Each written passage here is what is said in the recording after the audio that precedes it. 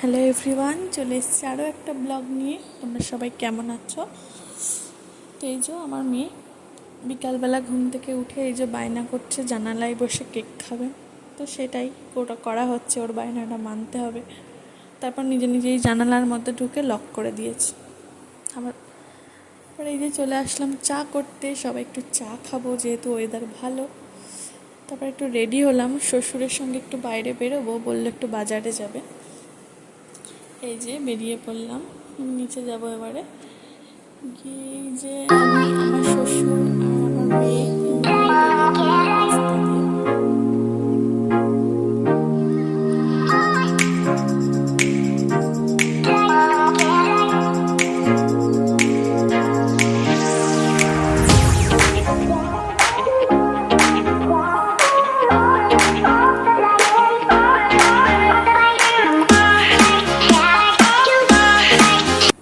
তারপরে এই যে মা মেয়ে একটু খুনসুটি করছি। আমার শ্বশুর গেছে একটু চিকেন আনতে রাতের ডিনারে রান্নার জন্য। তারপরে এই যে চলে আসলাম একটু গ্রসারি শপে, একটু কিছু জিনিস কেনার ছিল। তার মধ্যে আমার মেয়ে ঢুকেই বায়না শুরু করেছে আইসক্রিম খাবে। আইসক্রিমের বাক্স মোটে ছাড়তে রাজি না, ওর দাদু বোঝাচ্ছে ওকে। তারপরে এই যে বাড়ির দিকে রওনা হলাম।